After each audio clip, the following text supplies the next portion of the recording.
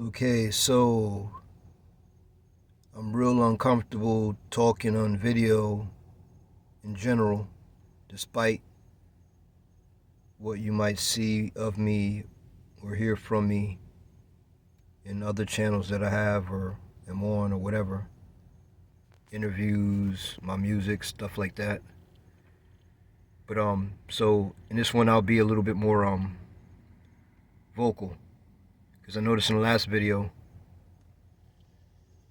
I was just kinda like mumbling a lot.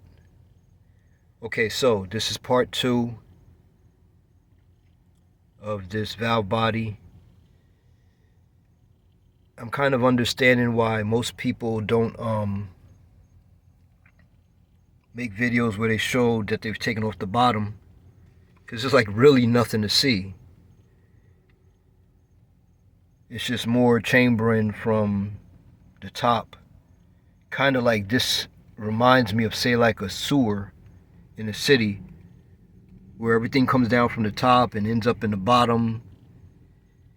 And so even if it ends up in the bottom, there's nothing really down here for something to get stuck on, because, you know, like in a sewer, everything goes out to the plant, then goes out to the ocean. There's no rats or crocodiles in here. That would be interesting. I saw one video where some guy in his valve body, if I remember it was in the valve body, there was a bee.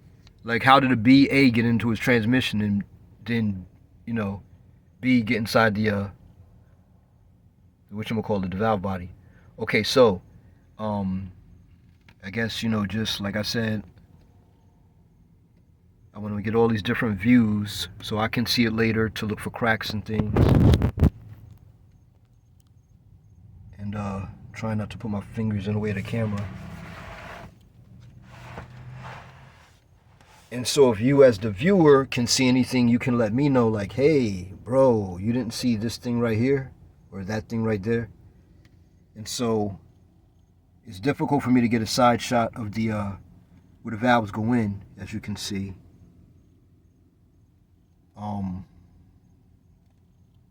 I'll check that.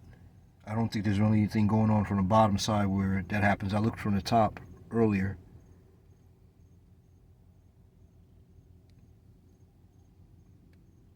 But like I said before, I really wish I had seen like maybe broken pieces of snap rings from the accumulator pistons, or like if the check balls had moved and I could say, okay, well, a check ball ended up blocking the flow of the fluid somewhere, and I would know, because the check ball kit is what, $14. Trying to keep my fingers out of the way. You know, with a new gasket. And that doesn't seem to be the case. Unless, of course, like I said, all the check balls, I couldn't tell if they were metal or plastic, but they all kind of look like the same size.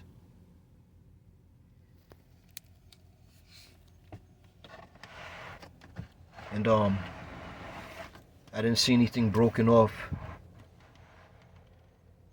blocking any of the valves. I'm not going to remove the valves. I say I'm not, but you know how life is. I'm not going to remove the valves to check and see if they wiggle inside of the boreholes. I guess that's what you'll call them. I'll call them that for now, because I don't want to mess up anything that's not already messed up. I'm starting to feel like that, like I described in the description, that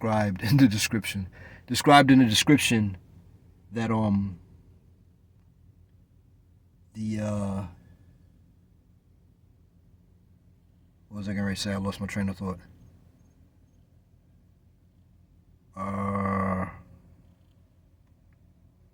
Okay, I guess I'll start that part over again, and I'll catch up where I was thinking.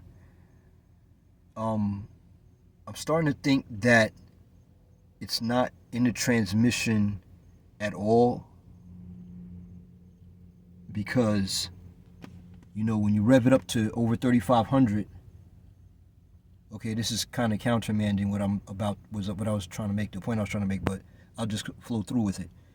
When you rev it up to over 3,500, it and hold it there for like minutes, sometimes 5 minutes, sometimes 10 minutes.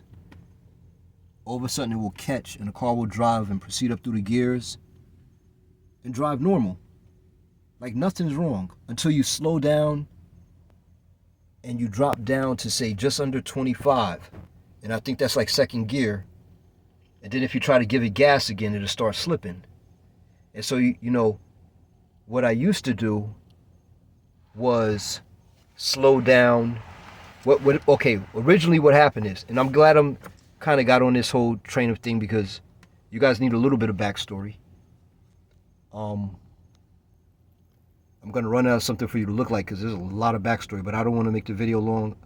I'm a very talkative person, you know, in my other videos, and here now, but I'm going to try not to be because the video ended up being 25 minutes long.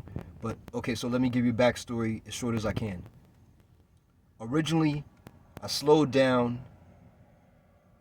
How did this go? I slowed down to make a right-hand turn somewhere, and when I gave it some gas, you know, when you make a right-hand turn, you're doing like 15 miles an hour. So that's like second gear still.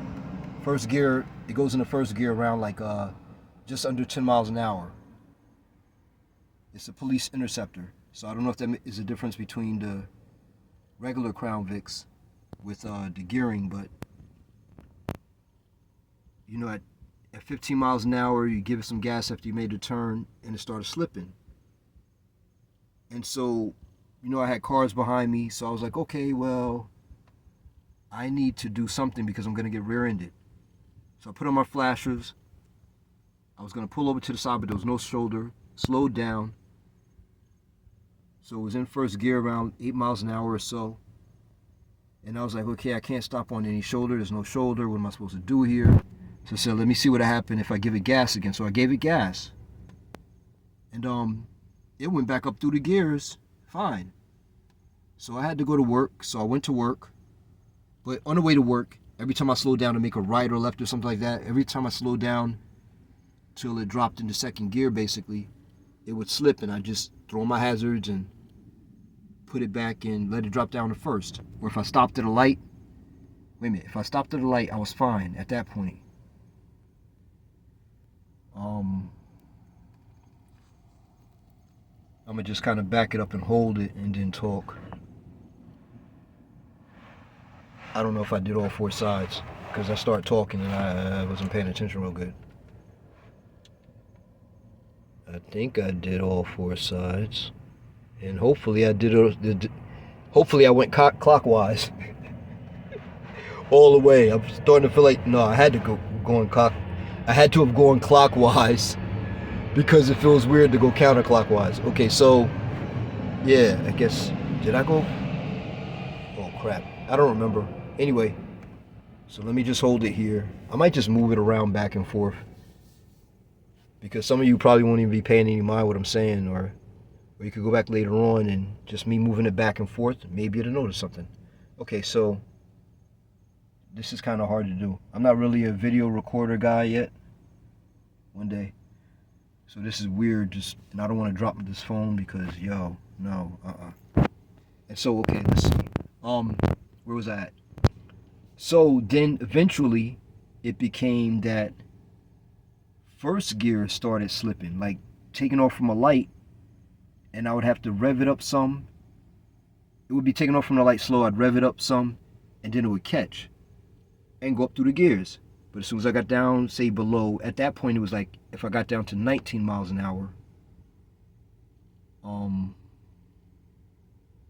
it would slip if I tried to go back up. And, you know, if I stopped at a light or something, it would start to slip. And so then I said to myself, hey, okay, well, what if I put it in, it would be nice if I move my fingers out of the way, right? And I'll go back over that. I've seen it already, but anyway. I said to myself, what if I put it in first gear, like manually, drive one? So I put it in drive one, and from what I remember, I might be kind of wrong, but from what I remember, the car drove fine in first gear. So I started driving around in first gear. But you know, when you're in the city and the traffic is moving slow, like when it's rush hour, things like that or whatever, you can get away with that. It makes the engine sound weird because it's trying to rev up, but if you have to go up to say around like 30, no, you got to go into a different gear. So I was like, all right. I wasn't quite sure, but from what I remember, you can throw it into second gear, drive two rather, while you're moving. And so I did. And so the car, it went from drive one to drive two, and I was able to drive. So that went on for a short period of time. So I would just jump back and forth from, say, drive two down to drive one if the traffic slowed down, because I didn't want to start out in second gear. But then drive one started slipping. So then I was like, okay, well, can I start out in drive two? I had to check the manual and everything.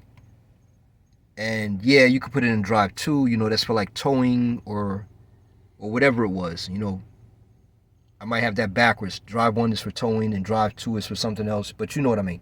Anyway, so drive two was working, and so I used that. And that worked out a little bit better because in drive two, you can go up to, what was that? Past, kind of past 30, and the car not really be revving high. But I think around like 35, you got to change gears. And when I did that, when I had to actually go faster, I just throw it in whatever higher gear. And I just always had to remember, if I slow down, then I need to drop down to drive two or drive one, especially if I'm coming to a stop. But so it got really crazy, always throwing it between the gears. And then one of those times, the what do you call that thing? The gasket. It's not a gasket. And I used to know all of this stuff because I went through it hard, so I had to memorize all this. But anyway, the shift lever linkage bushing, there it is. Shift lever linkage bushing broke. And I was guessing it was because, a couple of those times before I got used to downshifting or whatever, from a different, from a higher gear to the lower gear, at not quite the right speed, the car would kind of like jerk a little bit, because you have to be in the correct speed, kind of like when you're using a stick shift. And so that hadn't been on my mind. And so I thought maybe it put pressure on the bushing. But then again, you're talking about these transmissions where the temperature is so high, like, when I had to go under the car to put the shift lever linkage back on, because when the bushing jumps off, your linkage comes off. So all of you Crown Vic owners out there, I guess Mercury Grand Marquis, and if I remember correctly, the Panther platform includes, I think it was the Lincoln Town Car, not the Continental, but I might have that backwards. You know that when that comes off, you can't shift, the lever. And so whatever you're in, reverse, park, neutral, whatever, you're stuck there. And so I had to figure it out.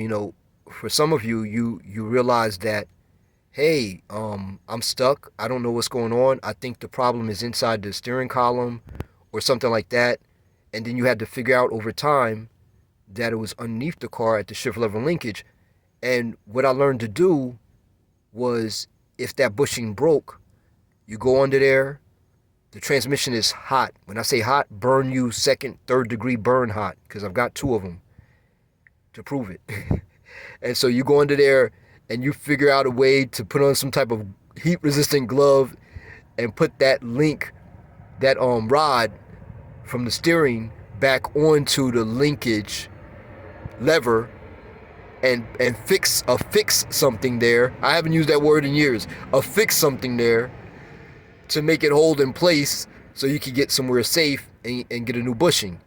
And I mean, just for knowledge, the Dorman bushings that you get in that 5-pack, it's just funny how life is, that, I'm making this video and I had no plans to, but maybe this will help someone. Because those Dorman bushings, the 5-pack, when you put that bushing on, I don't know, maybe it's I did something wrong putting it on, because I went through 3 of them so far. I know, I'm guessing you have to use the bushing installation tool. So I'll just say that. Don't try to use anything other than a bushing installation tool. You got to find one of those weird looking tools on Amazon or whatever, or from wherever you can get it. Don't try to use other stuff to put it on, because when you put the bushing on, when it's going over onto the lever, onto that nipple, it wants to split. And so the first one, I thought, when it broke the first time, well, not the first time when it was driving on a car, because that came from the factory, but the first time I put the dormant on, and it broke like 2 days later, or a day and a half later, not even that, yeah, a day and a half later, I said to myself, okay, well, maybe I put it on wrong and it split when it was going on there or something. I didn't kind of really have the split thing in my mind yet. I thought maybe I did something wrong, because I was throwing it between the gears again. That was part of it. So I was like, okay, well, the bushing, maybe it can't handle that. And so I got a second bushing. When I put the second bushing on, I wasn't kind of really driving the car anymore, because it was the shifting was, the slippage was so bad. But I was trying to work on different things to get it going. And so I put this second bushing on, and I had experience. So I was like, okay, I use silicone, whatchamacallit, the kind that doesn't mess up plastic, to put it on there. Notice the motorcycle is revving every time I go to speak. Wow. Anyway, so I put it up there with the silicone, and what's the silicone I use? I got it from Home Depot. It's this silicone gel that doesn't mess up plastic. There's a special quality it had to it. I'm trying to think of that. That's why I keep repeating myself with the doesn't mess up plastic thing. I can't remember exactly, and I don't have it close to me to grab for you, but I use that, because pretty much anything else you use is going to eat up the plastic or whatever that bushing is made out of. And so I used that. I was real cautious. It took me 4 hours to put the bushing on the second time. The first time it took less, but the second time 4 hours, because I was so cautious. I didn't let anything contaminate putting it on or anything. So I put this bushing on. Mind you, I didn't drive the car the next day or whatever number of days. 2 days later, I think it was, I go look under there, and I'm looking for things having to do with the transmission, and I noticed the bushing is cracked. And I'm like, wait a minute, I didn't even drive the car yet. I had barely shifted out, because you got to shift the lever all the way up to drive 1, in case you guys don't know. You got to put the car all the way in drive 1 when you put on a bushing, because you got to, the way the lever is designed, when it's in park or neutral or any of those things, or you would normally think you would do something, put the car in neutral or leave it in park, but you can't reach it. You can't reach that lever. It's behind the what is that thing called? The neutral safety switch. So you got to put it all the way in drive 1. But when you cut the car off, you can't take the key out. So you go to cut the car off, and the thing keeps dinging. So now you got to take the battery out, or unhook the battery, and leave the car in drive 1. And so then that means you got, when you install the bushing, you got to put the car back into park. And so that's the only thing I did. So 2 days later, the bushing was broke. So I was like, there's nothing I could have done wrong. I used the silicone stuff. The first time I didn't use anything. That's another thing. I thought maybe, hey, I was supposed to use something, but I didn't want to mess it up. So I used the silicone stuff. It can't have caused any damage. See, the video ends up being 20 minutes. Look at that. And I'm trying not to talk a lot. And I'm probably eating up all my stuff on my phone. Ooh, I'm gonna have to cut this short, because it's gonna run out of thing anyway. So yeah, the bushing split. But at any rate, so let's see if I can fast forward my mind with what I'm trying to say and all that stuff. The bushing broke. And so the dormant things, I don't know. I don't know if, maybe I needed to use the bushing installation tool. I didn't use that. I used other method, but I put it on as cautious and straight and even as I could. And so, from the factory, you have to get the actual lever that goes on the end of the wire, and that piece of metal with that bushing already built into it is $50 from Ford OEM. And so I wasn't doing that when the 5-pack of dormant is $15. with tax. And so at any rate, I guess we'll say long story short, the transmission got so bad that the only thing it was doing was, after rev it up to 3,500 and it would suddenly catch. But then even that kind of stopped working, because it used to work after like 2 minutes. But then it became 5 minutes, and then it became longer. Then it seemed like it wasn't going to work. I was almost stuck somewhere. And then after like 10 or 15 minutes, it worked. And then, but the weird part, like I put in the description, and that's what I wanted to get to. I was sitting there, and I had the car in park, and I was just stressed out. And I was like, you know what? I'm gonna try to put it, because it wasn't doing it wasn't catching. So I had put the car in park, and actually it had caught, and I had drove, and then I came around and put it in park, and I put it in drive again, and I was trying to move. I didn't rev it, but it wouldn't go. And I was like, something's got to give. I got to figure something out, because I need to work. I can't work without my car. And so I was like, all right, well, I'm going through thoughts in my head, and someone interrupted me and asked me about the car. And I was like, yeah, I started explaining everything, because they saw how weird I was doing with the whole driving, and it was slipping and all that. And I was like, yeah, see, when I put the car in drive, it won't go anywhere. I put the car in drive, and it caught. And I was like, wait a minute, it caught. So I drove, circle around the person. And I'm like, yo, it's suddenly working again. I don't understand. And they was like, oh, okay, well, that's good, have a good day and all that stuff. They went about their business. And so, I put it back in park, or I think I left it in drive, or whatever the case is. They left. I went to drive again, it was slipping again. So I saw this video, and I have to keep this part short because I'm at 22 minutes. I saw this video. I forgot the name of the channel, so I'll shout them out.